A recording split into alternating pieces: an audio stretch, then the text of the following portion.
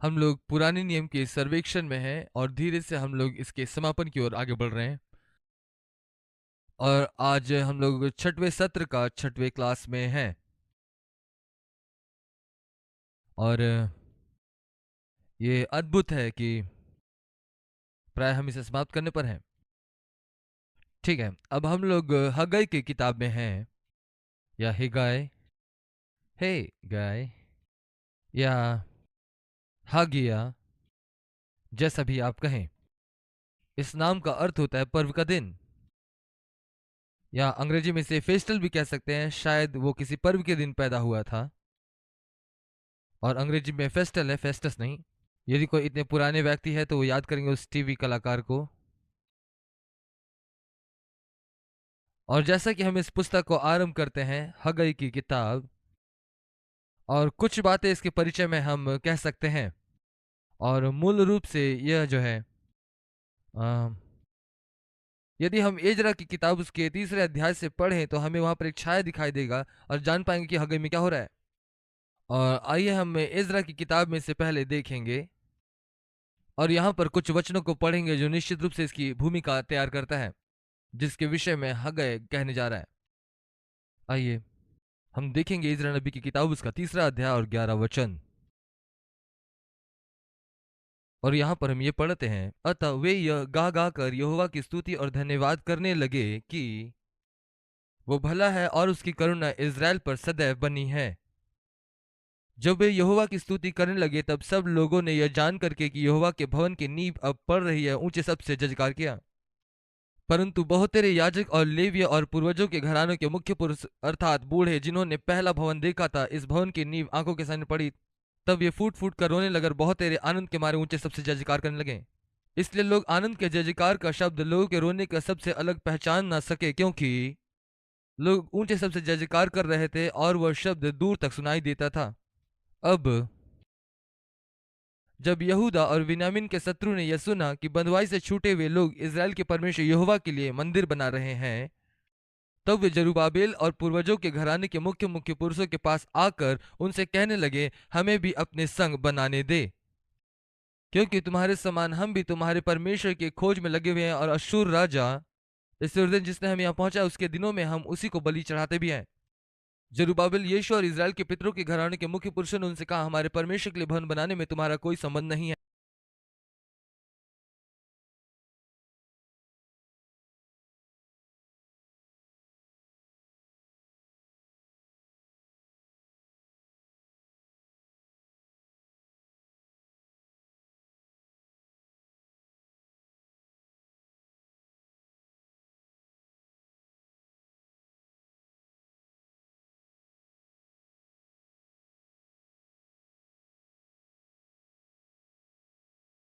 हम ही लोग एक संग मिलकर फारस के राजा खुसरू की आज्ञा के अनुसार इज़राइल के परमेश्वर यहोवा के लिए इसे बनाएंगे, जैसा हमें आज्ञा मिली है।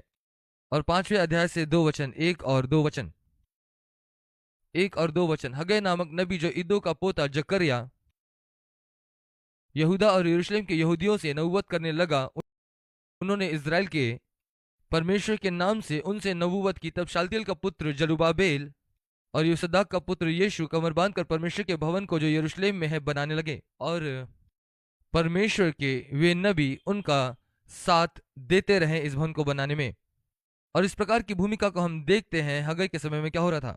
राजा छेर्स के दिनों में बचे हुए यहूदी अपनी भूमि की ओर लौटते हैं और मंदिर के स्थान में वे एक वेदी बनाते जहां पर वे बलिदान चढ़ा सके। 2 वर्षों के पश्चात वहां पर वे बहुत ही आनंद के साथ उस मंदिर की नींव को फिर से वहां पर डालते हैं। इसके बाद उस काम से लोग निरुत्साह हो जाते हैं और अधूरा छोड़ देते हैं। और उसके बाद 16 वर्षों तक वो मंदिर वैसा ही अधूरा रह जाता है, जब तक दारा राजा का शासन नहीं आया। उसके बाद राजा ने अनुमति जारी की कि वो मंदिर पूरा किया जाए। और इसी समय में लोग थोड़ा सा अलग हो गए और बहुत ही स्वार्थी स्वभाव के हो गए। परमेश्वर के भवन को बनाने के बजाय लोग अपने अपने घरों को सजाने और सुंदर करने लगे, और इस कार्य को नजरअंदाज करने के कारण उनको अकाल और फलहीनता का सामना करना पड़ा। वहां इन परिस्थिति या विपत्ति के कारण की जानकारी के हेतु जब पूछताछ की गई तो हगै को वह मौका मिला इस संदेश को देने के लिए। और इसे हम इस रीति से सारांशित कर सकते हैं, मंदिर अधूरा छोड़ने की वजह से उनके ऊपर यह विपत्ति आई। उन्होंने परमेश्वर के कानून में खलल डाला और वे दंडित हुए। और जब मंदिर पूरा किया गया तब उनके ऊपर वह अलौकिक आशीष आई और भविष्य में उन्हें महिमा में करने का वह वचन दिया गया। और यहाँ पर उन्हीं बातों का जिक्र है जो घटनाएं वहां घटित हुई। बेबीलोन का पतन हो गया, उसके बाद मादी फारसी राज्य का उदय हुआ, उसके बाद फिर क्षयर्स राजा इस बात की अनुमति देता कि मंदिर बनाया जाए। पहला झुंड तैयार होता है और उन्होंने मिल करके मंदिर की नींव डाली और तैयार किया। उनके पड़ोसी उनको मना करने लगे, उनका इनकार करने लगे, तब वे रुक गए और मंदिर का कार्य वहां रुक गया। और 16 वर्ष के पश्चात हगै उस दृश्य में आता है और वचन प्रचार करता है। और वो पहला भविष्यवक्ता हुआ जो बंधुआई के बाद आया, और वो बंधुआई के बाद भविष्यवाणी करता है। और उसका उद्देश्य था कि वो लोगों को उत्साहित करे और मंदिर को पुनर्स्थापित करे। उसके कार्य में और उसके वचन में बहुत ही व्यवहारिक और महत्वपूर्ण बातें थी। और परमेश्वर ने उसे लोगों के उत्साह को जागृत करने के लिए इस्तेमाल किया ताकि परमेश्वर के लोग जागृत हो और मंदिर का निर्माण पूरा करें। और हगै के विषय में जो अच्छी बात है वो यह है कि वह अन्य भविष्यवक्ताओं की अपेक्षा में ज्यादा सफल रहा। लोगों ने उसकी बात सुनी और जिन बातों की भविष्यवाणी उसने की उन बातों को उन्होंने पूरा किया। और जब हम इस पुस्तक में सही रीति से प्रवेश करते हैं, इसकी आरंभिक 4 संदेश जो है जो हगै ने कहे थे, और ये सारे संदेश दारा राजा के दूसरे वर्ष के शासनकाल में था। जो पहला संदेश उसका था वो संदेश का विषय यह था कि उन्होंने मंदिर के कार्य को नकार दिया और दूसरे मंदिर का कार्य को अधूरा छोड़ दिया। और वो यहां से आरंभ करता है उनके उन बनाए हुए बहानों से। दारा राजा के दूसरे वर्ष के 6वें महीने के पहले दिन यहोवा का यह वचन हगै भविष्यवक्ता द्वारा सालतिल के पुत्र जरुब्बाबेल के पास जो यहूदा का अधिपति था और योशदाक के पुत्र यहोशू महायाजक के पास पहुंचा। सेनाओं का यहोवा, ये लोग कहते हैं कि यहोवा का भवन बनाने का समय नहीं आया है। दूसरा वचन, सेनाओं का यहोवा यो कहता है, ये लोग कहते हैं कि यहोवा का भवन बनाने का समय अभी नहीं आया है। इसलिए यहां पर कुछ लोग हैं जो 16 वर्ष पहले इस मंदिर का नींव डाला और उसके बाद वे लोग उसे छोड़ करके यूं ही चल दिए ताकि अपने कामों को पूरा कर पाए। और उनका बहाना यह था कि अभी समय नहीं आया। वास्तव में क्या हो हम इसको जान तो नहीं सकते, लेकिन हम ऐसा विचार कर सकते हैं, इस बात की ऐसी कल्पना कर सकते हैं कि यहाँ के लोग उस स्थान में आए और हम इसको इस रीति से भी कह सकते हैं क्योंकि ये हमारी सहायता करेगी इस बात को समझने का कि आज के दिनों में लोग कैसे व्यवहार करते हैं। और आप में से कितने लोग जानते हैं कि बहुत से लोग इंतजार कर रहे हैं परमेश्वर का कि परमेश्वर उन्हें कुछ विशेष संदेश दे और काम करने को कहे, और जब आप वो काम नहीं करे तो परमेश्वर को प्रकट करना है कि वो काम करें। अन्य शब्दों में ये बहुत ही स्पष्ट है कि परमेश्वर ने उनको अवसर दिया कि दोबारा से वह मंदिर बनाए, लेकिन वे अब भी इंतजार करें एक विशेष आवाज का कि वो परमेश्वर से सुने कि वो कहे अब मंदिर बनाओ। ये काफी अद्भुत है। लोग कई बार परमेश्वर की अनुमति इस तरह से चाहते हैं। अन्य शब्दों में वचन में ऐसा दिया गया है कुछ सामान्य निर्देश जिसे हम सभी को अनुसरण करने के लिए कहा गया है। सारे जगत में जाओ और सुसमाचार का प्रचार करो। आप में से कितने लोग जानते हैं आपको इंतजार नहीं करना कि कोई अलौकिक आवाज आपके पास पहुंचेगी कि आप जाएं, प्रचार करें और सिखाएं। जब यीशु मसीह पृथ्वी पर थे उन्होंने कहा कि खेत पके हुए हैं, स्वामी से विनती करो कि वो मजदूरों को भेजे कटनी के लिए। आप में से कितने लोग जानते कि आप सभी मजदूर होने के लिए बुलाए गए हैं इस पके हुए खेत को काटने के लिए। अब परमेश्वर व्यक्तिगत तौर से विशिष्ट रीति से बातें करता है ताकि उस काम को किस रीति से पूरा किया जाए। लेकिन आप में से कितने लोग जानते हैं आपको उस विशेष आवाज के लिए इंतजार नहीं करना है कि आप सुसमाचार सुनाने जाएं। और यहां पर हम देखते हैं उन लोगों ने 16 वर्ष तक इंतजार किया और उसको इंतजार करने की आवश्यकता नहीं थी कि भविष्यवक्ता आकर उनसे कहे। उनको इंतजार नहीं करना था कि परमेश्वर की आवाज को सुनकर के अपने घर को बनाए। आप में से कितने लोग ऐसे हैं जब आप कोई चीज अपने लिए कर रहे होते हैं और उस समय परमेश्वर का इंतजार करते कि परमेश्वर बताए कि कब करना है।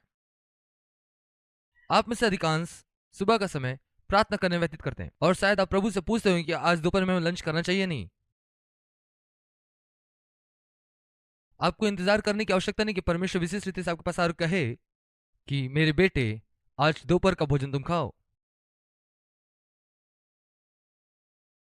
परंतु अब यदि हम उपवास करना चाहें ताकि अपनी बुद्धि और अपने शरीर को हम अनुशासित करें और अपने देह को हम अधीनता में ले आएं, तो हम चाहते हैं कि परमेश्वर हमसे पहले ये कहे कि आज तुम्हें उपवास करना है। मैंने तो नहीं सुना कि परमेश्वर ने ऐसा कहा और मैंने अपना भोजन ले लिया। और कई बार इस प्रकार का दृश्य उत्पन्न होता है और वे जानते थे कि परमेश्वर ने उन्हें मंदिर को पुनर्स्थापन के लिए बुलाया है, लेकिन इसके बावजूद भी उन्होंने 16 वर्ष तक उसे स्पर्श नहीं किया। और यहां पर देखिए 3 और 4 वचन में क्या कहता है। फिर यहोवा का यह वचन हगै भविष्यवक्ता के द्वारा पहुंचा, क्या तुम्हारे लिए छत वाले घरों में रहने का समय है? दूसरे आयत में लोग कह रहे हैं कि अभी तो समय नहीं आया है। चौथा वचन, क्या तुम्हारे लिए अपने छत वाले घरों में रहने का समय है? क्या तुम्हारा अपने छत वाले घर में रहो जबकि परमेश्वर का भवन यहां पर उजाड़ पड़ा हुआ है? अन्य शब्दों में वो उस मंदिर के अधूरा छोड़ने का कारण को बताता है, और वो है कि लोग अब अपने आप में स्वार्थी हो गए, उसे आगे की आवश्यकता नहीं है। और अब जानते हैं वे अपने घरों की सौंदर्यीकरण कर रहे हैं, वे अपने घर को सजा रहे हैं। अब वो उसे अपने घर की चिंता और अपने घर के विषय में वो देखभाल कर रहे हैं। और यहाँ पर परमेश्वर का भवन जो उजाड़ सा पड़ा है, और वो आगे कहता है, और यहाँ पर वो 5वें वचन में ये कहता है कि अम, अब वो उनको आगे बताता है कि चीजें इस प्रकार से क्यों हैं। ये बहुत सामर्थ्य वचन है। और यहाँ हम 5वें वचन में हम देखते हैं, इसलिए सेनाओं का यहोवा यूं कहता है, अपनी अपनी चाल चलन पर ध्यान दो। ये वचन हमारा पूरा ध्यान खींचना चाहिए कि हमें अपने अपने चाल चलन को ध्यान देने की आवश्यकता है। जब हम अपने चारों ओर देखेंगे और जिन बातों को हम अनुभव कर रहे होते हैं, और जब परिस्थितियां हमारी इच्छा अनुसार दिशा में नहीं चल रही है, तो हमें यह करना चाहिए कि, या फिर चीजें जब वैसा नहीं होता है जैसा हम चाहते हैं और आप अपने जीवन में कुछ समस्याओं का सामना करते हैं, तो उस समय सबसे पहली बात जो हमें करनी चाहिए, अपने चाल चलन को देखें। अब जानते हैं कई बार हम या तो परमेश्वर को कोसते हैं या फिर शैतान को दोष देते हैं, और कभी इस बात पर ध्यान नहीं देते कि हम क्या कर रहे हैं। लेकिन परमेश्वर इस घड़ी इन लोगों से बातें कर रहा है और कह रहा अपनी चाल चलन को ध्यान दो।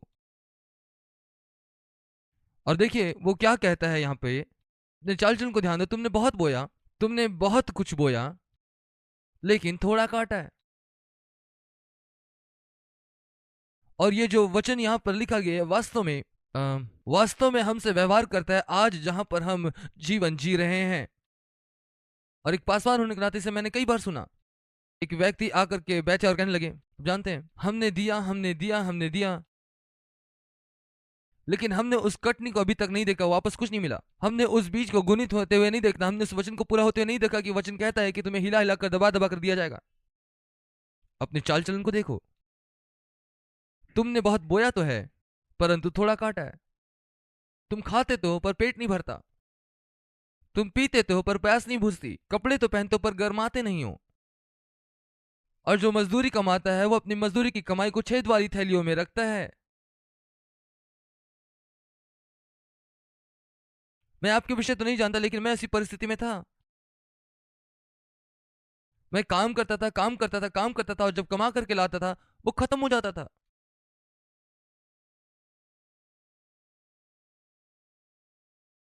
वो जिस विषय में कह रहा है, जिस बात का संबोधन वो कर रहा है, वो हमसे मिलता है, हमारे जीवन से व्यवहार करता है। अब इस बात को देखिए वो क्या कहता है, यहोवा के ही वचन है। अपने चाल चलन को सोचो, वो हमें इससे बाहर निकलने नहीं दे रहा है क्या? वो ये ठीक उसी प्रकार से है कि परमेश्वर हमसे उंगली दिखा करके हमसे कह रहा है कि जब हम कुड़कुड़ाते हैं कि प्रभु अब क्या, मैंने ये किया, मैंने वो किया, मैंने ऐसा किया, और क्या आप जानते हैं कुछ नहीं होता इससे। और हम परमेश्वर से कहते हैं प्रभु आपकी समस्या क्या है? वो पलट करके कहता है एक मिनट ठहरो और जरा तुम्हारी ओर देखे, क्यों नहीं तुम अपने विषय में सोचते हो, क्यों नहीं तुम अपने चाल चलन के विषय में विचार करते हो। यहाँ वचन 8 में वो कहता है पहाड़ पर चढ़ जाओ और लकड़ियां ले आओ और इस भवन को बनाओ, और मैं उसको देखकर प्रसन्न होऊंगा और मेरी महिमा होगी। यहोवा का ही वचन है। तुमने बहुत उपज की आशा रखी परंतु थोड़ी मिली। जब तुम उसे घर ले आए तब मैंने उसे उड़ा दिया। क्यों? यहोवा का यही वचन है। क्या इसलिए नहीं कि मेरा भवन उजाड़ पड़ा है और तुम में से प्रत्येक अपने घर के दौड़ा चला जाता है? आपको पता वो क्या कह रहा है? तुम उस सिद्धांत का अनुसरण नहीं कर रहे हो जो वचन में दिया गया है, वो ये कि पहले उसके राज्य और धार्मिकता की खोज करो। उसके राज्य और धार्मिकता की खोज पहले करो और ये सारी चीजें तुम में जोड़ दी जाएगी। आइए जरा से हम इस बोने और काटने के विषय में बातें करें। ये बहुत ही महत्वपूर्ण विषय है हमारे लिए। और आपने शायद मुझे कहते हुए सुना होगा कि सारा वचन इस बोने और काटने के सिद्धांत के चारों ओर घूमता है। लेकिन यहाँ पर एक नए नियम का सिद्धांत उभर कर आता है और पौलुस कहता है, तुम्हारे हृदय की मंशा क्या है? तुम क्यों ये कर रहे हो? तुम्हारे हृदय का उद्देश्य। वो नए नियम में इस प्रकार से कहता है, एक मनुष्य जैसा अपने मन में सोचता है उसी प्रकार से वो दे। और ये हृदय का उद्देश्य क्या है? मुझे बताने दीजिए। ये एक ऐसी बात है जिसके साथ हमें मसीह के देह में व्यवहार करना जरूरी है, क्योंकि हमारे पास में वचन है और वचन लूका 6 अध्याय उसका 38 में ऐसा लिखा है, दिया करो तो तुम्हें भी दिया जाएगा, लोग पूरा नाप दबा दबा कर हिला हिला कर यहाँ उभरता हुआ तुम्हारी गोद में डालेंगे, क्योंकि जिस नाप से तुम नापते हो उसी से तुम्हारे लिए भी नापा जाएगा।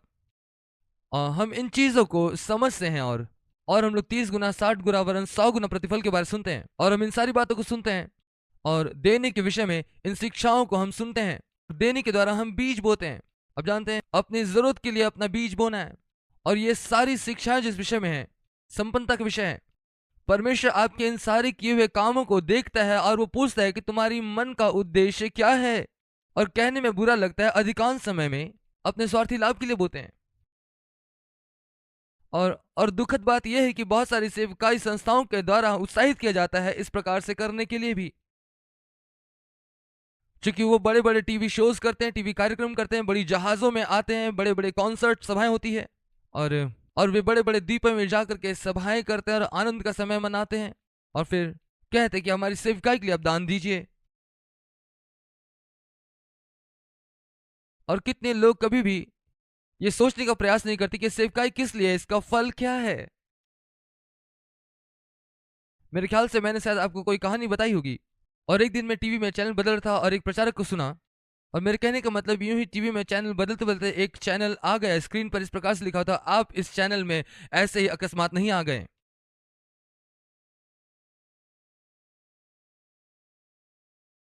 परमेश्वर आपको यहां ले आया। और उसके बाद वहां वो आगे सारी बातों को कहने लगता है और कहता है यहां पर सिर्फ 40 ऐसे लोग हैं। इस समय परमेश्वर उनके जीवन से व्यवहार कर रहा है और ये बात आपके जीवन की गरीबी को हमेशा के लिए आपके जीवन से तोड़ देगा। आपको कभी आर्थिक संकट नहीं होगी। और मैं भी उनमें से एक था। मैं वहां पर अकस्मात ऐसे ही नहीं चला गया और उन 40 में मैं भी शामिल था। मैं इस बात को जानता था। और इस सिद्धांत को जारी रखने के लिए आपको एक काम करना है कि आप $1000 मुझे भेज दें। तब मुझे पता चला कि मैं उन 40 लोगों में से नहीं हूं,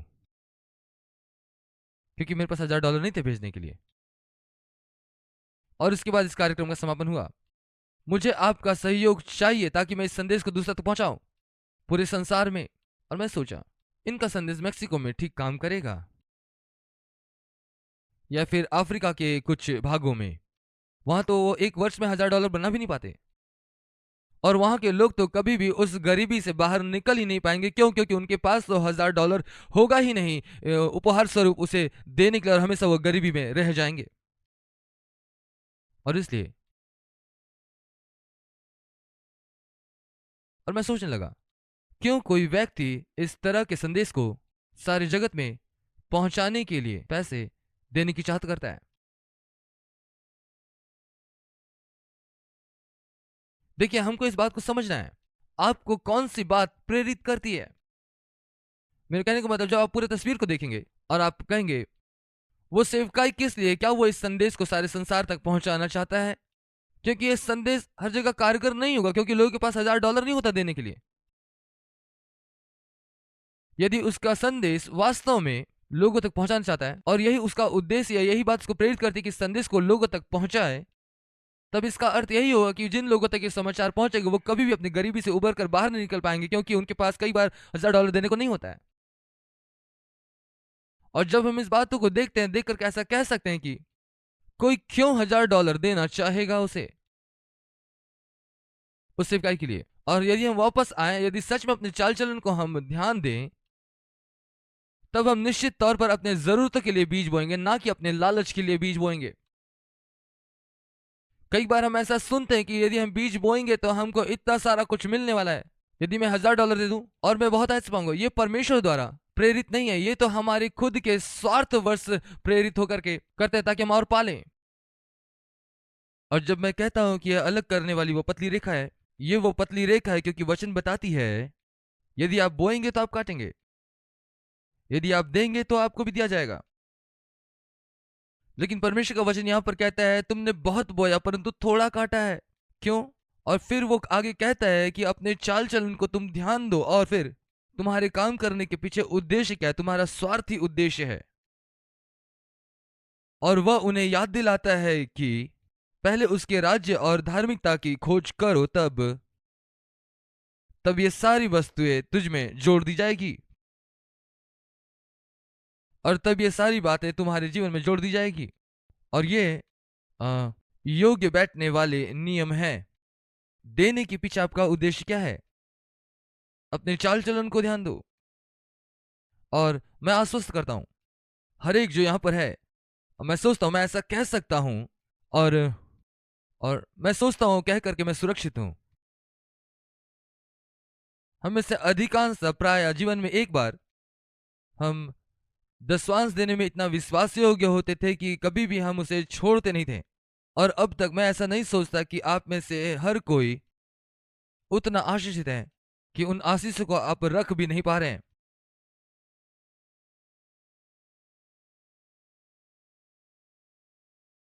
यदि आप ऐसे व्यक्ति हैं तो मैं इसके बाद आपसे मिलना चाहूंगा, और मुझे आप बताइए कि कैसे आपने उन आशीषों को पाया जिसे आप रख भी नहीं पा रहे हैं, और मैं आपकी सहायता कर सकता हूं उन आशीषों को रखने के लिए।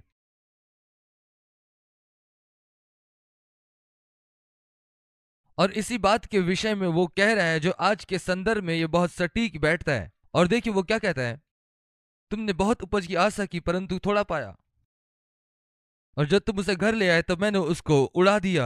क्या इसलिए नहीं कि मेरा भवन उजाड़ पड़ा और तुम अपने घर की ओर दौड़ते हो?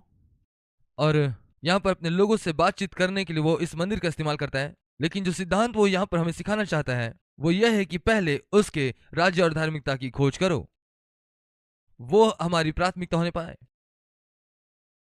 और तब यीशु मसीह कहते हैं यदि तुम वास्तव में ऐसा करो, यदि तुम वास्तव में परमेश्वर के राज्य और धार्मिकता की खोज करो, तब फिर आपको आराम करना है, क्योंकि और अन्य चीजें जो आपकी आवश्यकता है वो सारी बातें आपके जीवन में जोड़ दी जाएगी, आ जाएगी।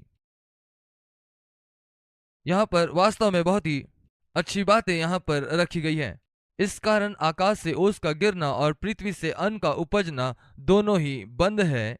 मेरी आज्ञा से पृथ्वी और पहाड़ पर और अन्न और नए दाखमधु पर और ताजे तेल पर और भूमि पर जो कुछ भी उगता है उस पर और मनुष्य और घरेलू पशु पर और परिश्रम करने सारी कमाई पर अकाल पड़ा हुआ है। और वो कहता है कि इन सब का कारण यह है क्योंकि तुमने सब काम स्वार्थी विचार से किया है और मेरे भवन को यूं ही उजाड़ छोड़ दिया है। तुमने यहां कुछ भी नहीं किया है।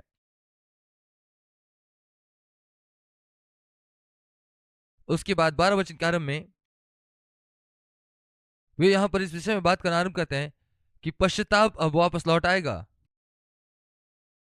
तब शालतिल के पुत्र जरुबाबेल और योशदाक का पुत्र यहोशू महायाजक ने सब बचे हुए लोगों समेत परमेश्वर यहोवा की बात मानी, और जो वचन उसके परमेश्वर यहोवा ने उसे कहने के लिए हगै भविष्यवक्ता को उनके पास भेज दिया था उसे उन्होंने मान लिया, और लोगों ने यहोवा का भय माना। फिर यहोवा का दूत हगै ने यहोवा से आज्ञा पाकर उन लोगों से ये कहा, यहोवा की वाणी है, मैं तुम्हारे संग हूं। और यहोवा ने शालतियल के पुत्र जरुबाबेल को जो यहूदा का अधिपति था और योशदाक के पुत्र यहोशू महायाजक को और बचे हुए लोगों के मन को उभारा और उत्साह से भर दिया कि वे आकर अपने परमेश्वर सेनाओं के यहोवा के भवन को बनाने में लगे। और वे परमेश्वर यहोवा के भवन को बनाने लगे। ये दारा राजा के दूसरे वर्ष के 6वें महीने के 24वें दिन हुआ। इसलिए उन्होंने सुना और उसे ग्रहण किया, जो कुछ परमेश्वर ने अपने भविष्यवक्ता के द्वारा उनसे बातें की। उन्होंने पश्चाताप किया। अब आप कहेंगे कि वहां पर तो ऐसा कुछ लिखा हुआ नहीं है। पश्चाताप का मतलब क्या है? क्या परमेश्वर के सम्मुख में आना, उसकी वेदी के सामने झुक जाना, कहना कि प्रभु मुझे माफ कीजिए, मैंने गलत किया है, और उस मन फिराना, यह है पश्चाताप का मतलब? यह है कि यदि आप एक दिशा में जा रहे हो, वहां से मुड़कर विपरीत दिशा में जाएं। और इसलिए वे परमेश्वर के भवन को नजरअंदाज कर रहे थे, परमेश्वर की चीजों को। वो परमेश्वर के राज्य और धार्मिकता की खोज पहले नहीं कर रहे थे। वे क्या कर रहे थे? उन्होंने पश्चाताप किया और मन फिराया। अब वे क्या कर रहे हैं? अब वो अपना पूरा पूरा ध्यान वे परमेश्वर के भवन में दे रहे हैं। और परमेश्वर कहता है, अब चूंकि आपने मन में ठान लिया है कि तुम इस काम को करोगे एक सही मानसिकता के साथ और सही प्रेरणा के साथ, मैं चाहता हूं कि तुम जानो कि मैं तुम्हारे साथ हूं। मैं सदा सर्वदा तुम्हारे साथ रहूंगा। मैं तुम्हारी सहायता करूंगा। मैं तुम्हारे साथ साथ चलूंगा, तुम्हें कार्य करने की योग्यता दूंगा। जो भी कि तुम्हें कमी हो, मैं अपनी योग्यता तुम्हें दूंगा ताकि तुम मेरी योग्यता से इस कार्य को पूरा कर सको। वो सदा सर्वदा हमारे साथ है। लेकिन आप में से कितने लोग इस बात को जानते हैं कि वो सदा हमारे साथ में कार्य नहीं करता है पूरा करने को? पवित्र आत्मा पाप करने के लिए आपकी सहायता नहीं करेगा। अब ये चकित करने वाली बात है, मैंने पाप शब्द को कहा। मैं आपको कुछ और बताऊं, पवित्र आत्मा आपको पाप करने में सहायता नहीं करेगा, कुछ नहीं। शायद मैं इसे ऐसा कहूं, यदि आप कुछ भी नहीं कर रहे हैं तब पवित्र आत्मा ये करने की आपकी सहायता नहीं करेगा। वो यहां पर क्या कह रहा है कि यदि पवित्र आत्मा परमेश्वर आपको प्रेरणा दे कुछ करने के लिए, आप इस बात को जानिए कि परमेश्वर उसमें आपकी सहायता करेगा, वो आपके साथ होगा, वो आपके इस कार्य को पूरा करने के लिए योग्यता देगा, आपको सामर्थ्य देगा, जो भी उसकी आवश्यकता है वो उपलब्ध कराएगा ताकि आप वो काम पूरा करें जो करने को उसने कहा है। लेकिन अचंभित करने वाली बात यह है कि कई बार हम इस दौरान हम उसको याद भी नहीं करते हैं कामों में। परंतु क्या आप जानते हैं, और मैं बहुत ज्यादा यात्रा करता हूँ, सेवकाई करता हूँ, सिखाता हूँ, और इन बातों में मैं बहुत ही आश्वस्त हूँ, और मेरी इतनी क्षमता नहीं कि मैं स्वयं से इन बातों को कर पाऊं, लेकिन मैं कर रहा हूं क्योंकि परमेश्वर ने मुझे ऐसा करने को कहा है। उसने मुझे योग्यता दी है ऐसा करने के लिए।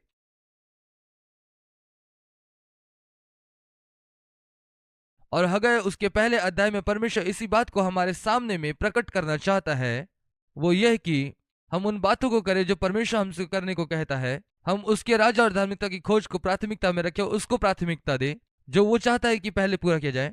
और बाद बाकी हमें निश्चित हो जाना है क्योंकि वो हमारे साथ होगा, हमारी सहायता करेगा, हमको योग्यता प्रदान करेगा, और जो कुछ उसने करने को कहा उसे पूरा करने के लिए योग्यता और सामर्थ्य और आवश्यक चीजों को देगा। लेकिन वो आपको आपका अपना राज्य बनाने के लिए सहायता नहीं करेगा, और आपके निजी कामों में वो आपकी सहायता नहीं करेगा। लेकिन मैं आपको एक बात बताऊं, जब हम उसकी योजना के अनुसार काम करेंगे और जो कुछ उसने करने को कहा उसके प्रति यदि हम आज्ञाकारी रहेंगे, आपको पता है वास्तव में ये बहुत ही इसे यीशु ने ऐसा कहा, उसका जुआ उठा लो क्योंकि वह सहज और हल्का है। जब वो कहते हैं परिश्रम करने वालों मेरे पास आओ और बोझ से दबे हुए लोगों मेरे पास आओ, मैं तुझे विश्राम दूंगा। मेरा जुआ उठा लो और मुझसे सीखो। जो परमेश्वर आपको करने को कहेगा और जब आप उससे वैसा ही करेंगे तब आप देखेंगे कि वो बोझ नहीं है लेकिन आनंद होगा। और तब तब कैसे आप जानेंगे कि जो आप कर रहे हैं वो परमेश्वर चाहता है? उस कार्य को करने के लिए आपको बहुत ज्यादा सामर्थ्य नहीं लगेगा, बहुत ज्यादा ताकत नहीं लगाना होगा। ये ऐसा होगा मानो आप अकेले ही उसे कर पा रहे हैं। आपको ये करने में आनंद आएगा। और पूरे वचन में ये बात हमें सिखाई गई है कि परमेश्वर पर आश्रित हो, उस पर भरोसा रखें, अपने समझ का सहारा ना ले वरन संपूर्ण मन से यहोवा पर ही भरोसा रख, और वह उसे पूरा करने में सहायता करेगा। क्या हमारे लिए कुछ करने को होगा? निश्चय हमारा भी उसमें सहयोग होगा। लेकिन जब आप उसमें सहयोग करेंगे तब देखेंगे कि उसका जुआ सहज है। और क्या आप जानते हैं, पिछले मुझे नहीं पता 25 या 30 साल पहले इस सच्चाई का एक प्रकाशन मेरे पास आया कभी भी मुझे लगता है कि मैं बहुत नीचे दब जा रहा हूँ और अपने आप में बहुत दबाव महसूस कर रहा होता हूँ, तब मैं उठकर कहता हूँ, प्रभु मैं क्या चीज खो रहा हूँ? क्योंकि एक कारण यह है कि हमें उन्हीं कामों को करना है जिसके लिए उसने करने को कहा है। उसका दिया हुआ कार्य वो बहुत बड़ा बोझ नहीं होगा, उससे हम थकित नहीं होंगे, हम श्रमित नहीं होंगे उसे।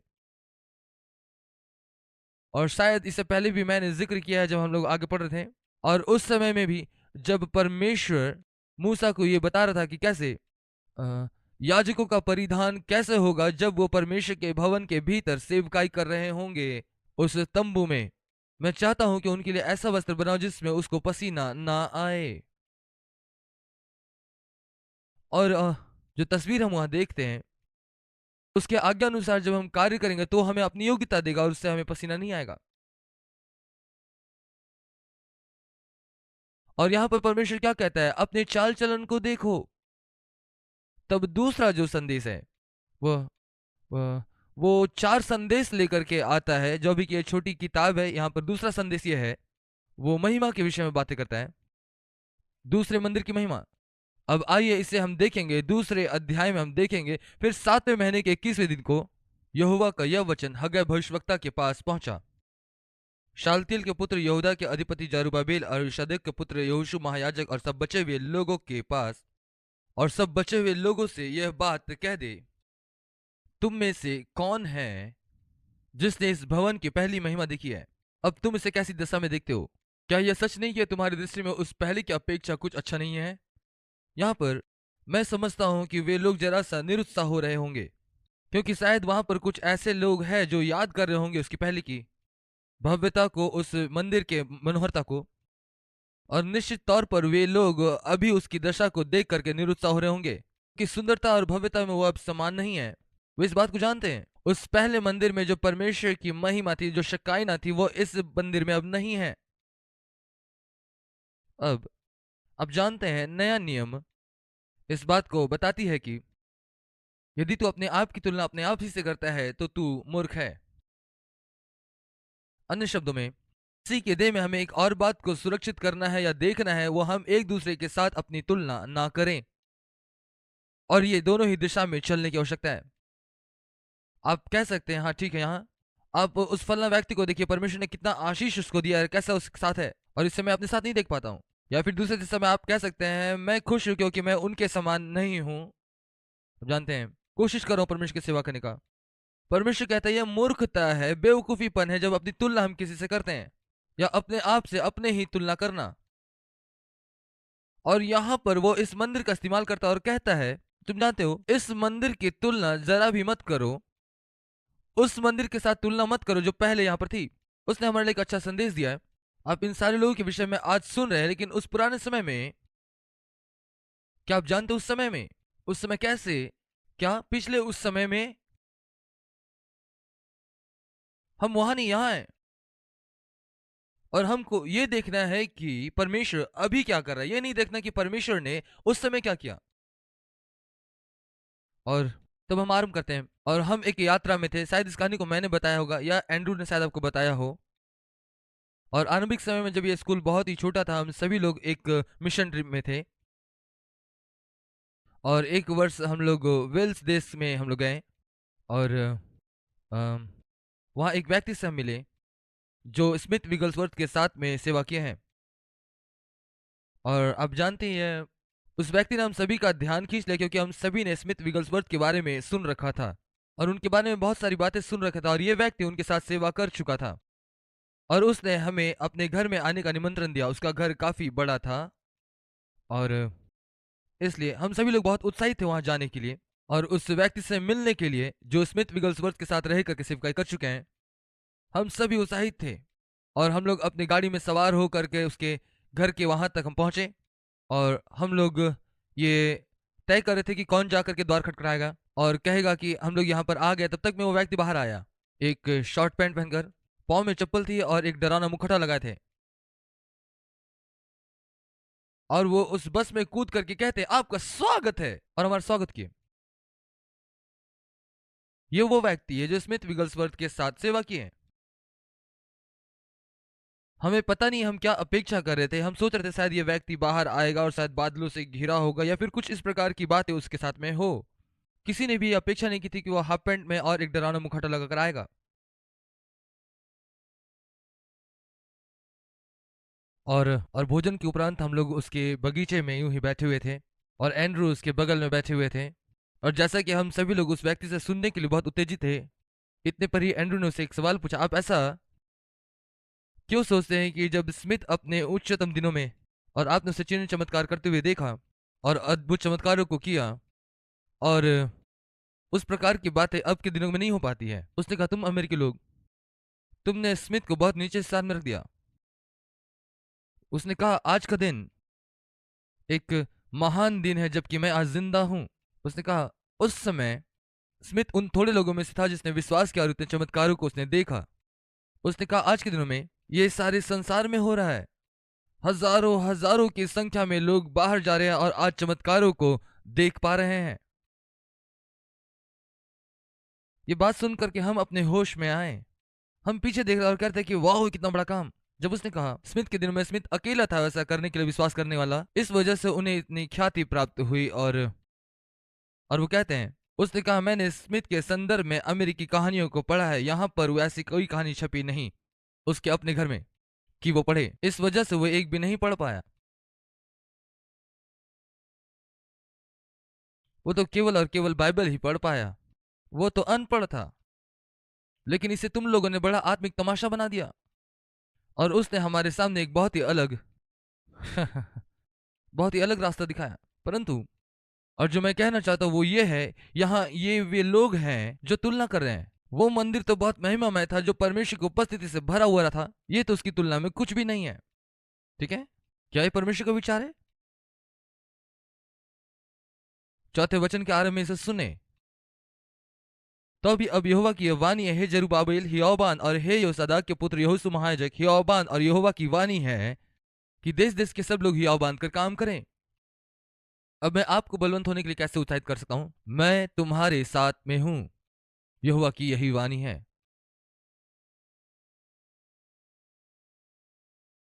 तुम्हारे मिस्र से निकलने के समय जो वाचा मैंने बांधी थी, उसी वाचा के अनुसार मेरा आत्मा तुम्हारे बीच में बना हुआ है। इसलिए तुम मत डरो, क्योंकि सेनाओं का यहोवा यूं कहता, अब थोड़ी ही देर बाकी है कि मैं आकाश और पृथ्वी और समुद्र और स्थल सबको कंपित करूंगा। मैं सारी जातियों को कपाऊंगा और सारी जातियों की मनभावनी वस्तु आएगी और मैं इस भवन को अपनी महिमा से भर दूंगा। सेनाओं की यहोवा की यही वाणी है। चांदी तो मेरी और सोना भी मेरी ही है, सेनाओं की यहोवा की यही वाणी है। इस भवन की पिछली महिमा इसकी पहली महिमा से बड़ी होगी, सेनाओं की यहोवा का यही वचन है। और इस स्थान में मैं अपनी शांति दूंगा, सेनाओं के यहोवा की यही वाणी है। परमेश्वर कहता है कि उसके इस भवन की दूसरी महिमा इसकी पहली महिमा से बढ़कर होगी। अब हम इस सिद्धांत को बहुत अलग अलग रीति से अपने जीवन में हम ग्रहण कर सकते हैं और मैं सोचता हूं ये सभी सही है। मैं सोचता हूं इस वचन का संपूर्ण परिपूर्णता तब होगा जब मसीहा का दूसरा आगमन होगा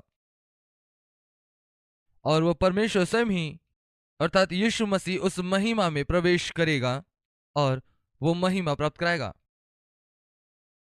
और मैं सोचता हूं तब जाकर के उसके दूसरे आगमन का कार्य पूरा होगा। क्या आप जानते थे, जब वो पहली दफा उस मंदिर में प्रवेश किया, उसके पहले आगमन के समय जो वो उस मंदिर में प्रवेश किया, परमेश्वर की महिमा उस भवन को भर दिया। और अब इस बात को ध्यान दे, और यहां पर वो 5वें वचन में पवित्र आत्मा के विषय में कह रहा है, कहता है ये मेरी वाचा का एक भाग है, वो एक बने रहने वाला उपहार है और उसकी उपस्थिति हर एक भय हर एक संदेह को दूर कर देगी और परमेश्वर तुम्हारे बीच बना होगा। और फिर से एक बार जब हम अन्य पाठ में जैसे हमने देखा, जब परमेश्वर हमारे साथ है, हमारी ओर है, तो कौन हमारे विरोध में हो सकता है? और परमेश्वर कहता है, मैं तुम्हारे लिए हूं, मैं तुम्हारे साथ हूं। ये मैं जानता हूं परमेश्वर मेरे लिए है। और दूसरी बात जो हम अपने जीवन में लागू कर सकते हैं कि यह मंदिर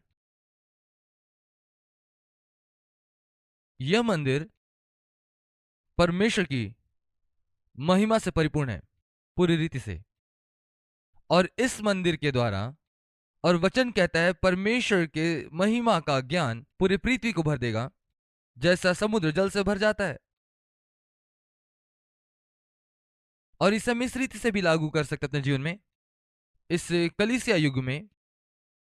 और जब कलीसिया का उदय हुआ उस समय कलीसिया किस रीति से महिमामय थी। और कितनी बार हमने सुना है कि सेवक लोग वापस जाकर के बात करते हैं प्रेरितों के दिनों में कैसा था, सारी महान बात उस समय हुई। क्या आप जानते हैं वो एक शिशु कलीसिया थी। अब एक परिपक्व कलीसिया क्या है, उसे कैसा दिखना चाहिए। और मैं विश्वास करता हूं जो परमेश्वर ने कहा है वो अंतिम दिनों में कलीसिया युग में होगा, और अब तक जो हुआ उससे कहीं ज्यादा बढ़कर के होगा।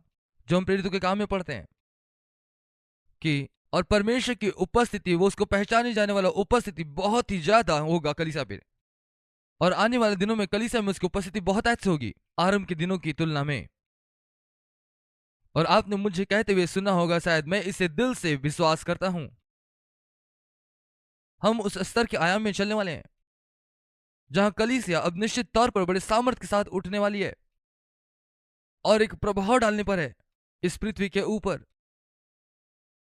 और और मैं विश्वास करता हूं आप और मैं उसी राज्य के लिए बुलाए गए हैं। मैं विश्वास करता हूं कि इसमें मैं अकेला नहीं हूं, और इसलिए आपने मुझे नहीं सुना इस बात की घोषणा करते हुए। मैं विश्वास करता हूं और एंड्रू भी इस बात को विश्वास करता है कि हमारे Bible college, church Bible college एक बहुत बड़ा प्रभाव डालेगा इस दुनिया में। और मैं ऐसे कमरे में बैठा हूं जहां पर दुनिया को बदल देने वाले लोग हैं, और आपको ऐसे ही अपने आप को देखने की आवश्यकता है। और तब जाकर के यह और भी ज्यादा सामर्थ्यपूर्ण होगा जब हम इसके साथ चलेंगे और जब तक हम प्रभु के साथ में बने रहेंगे। वो उनसे कहता है ये महिमा बढ़कर गया। और तीसरा संदेश जो दूसरे अध्याय के 10वें वचन में आरंभ होता है, वो कहता है, वो उनसे व्यवहार करते हुए कहता है तुम बलिदान तो चढ़ाते हो पर मेरी आज्ञा नहीं मानते, इससे मुझे घृणा होती है।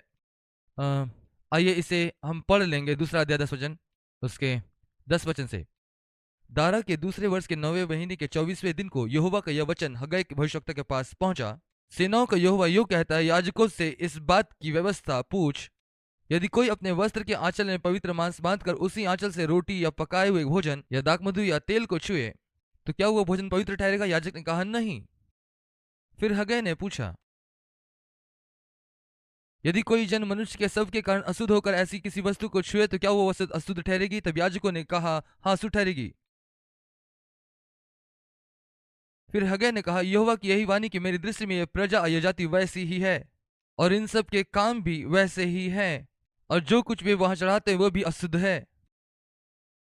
इस संदेश में जो पाठ वो सिखा रहा है वो यह है कि जैसे पवित्रता फैलती वैसे अशुद्धता भी फैलती है।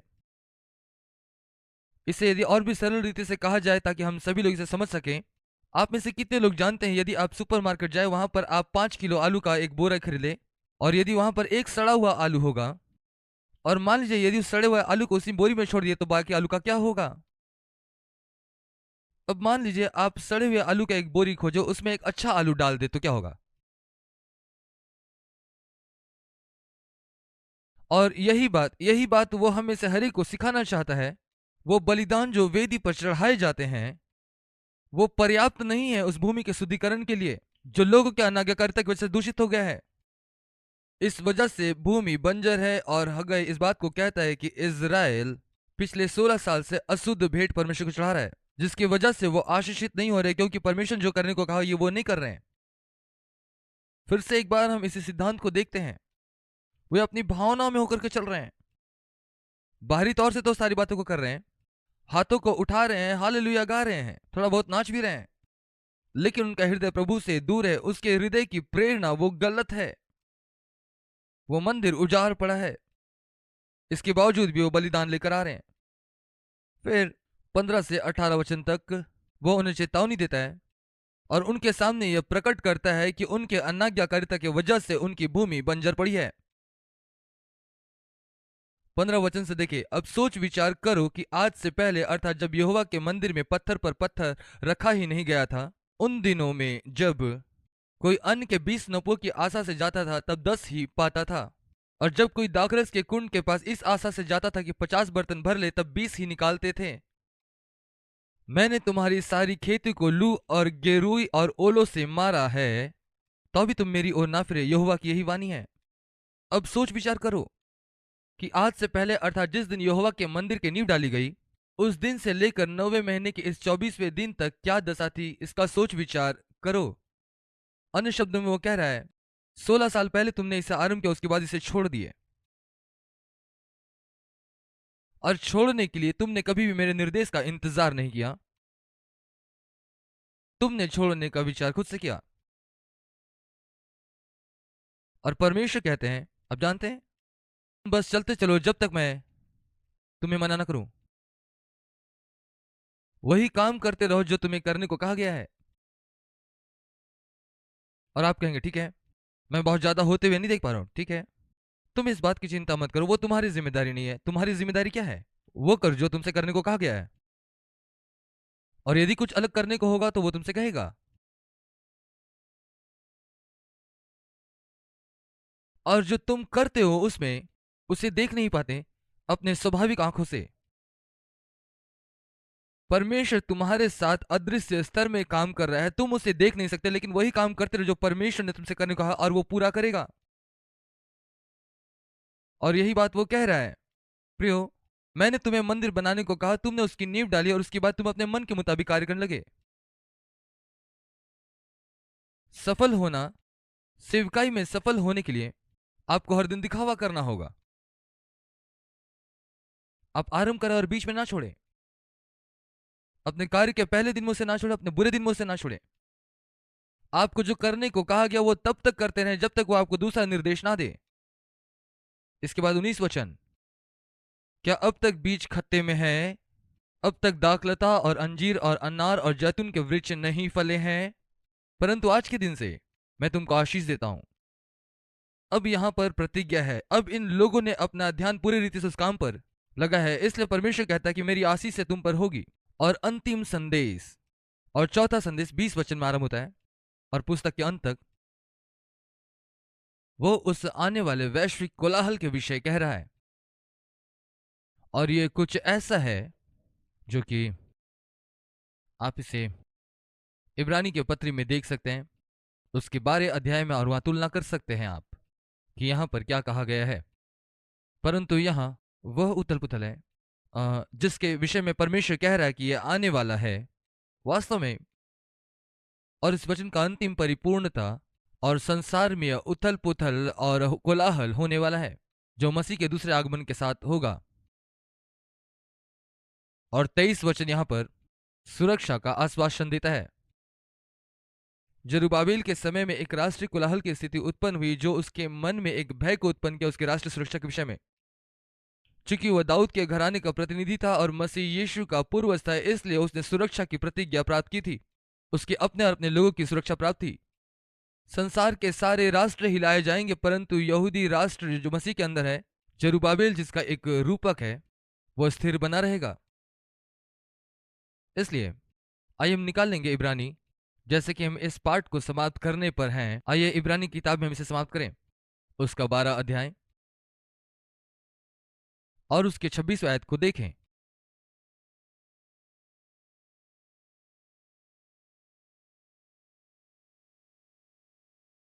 सीधे उस विचार के केंद्र में छलांग लगाएं, और आइए हम इब्रानी 12 अध्याय उसके 26 वचन को देखें। उस समय तो उसके शब्द ने पृथ्वी को हिला दिया, पर अब उसकी प्रतिज्ञा है, एक बार फिर मैं न केवल पृथ्वी को वरन आकाश को भी हिला दूंगा।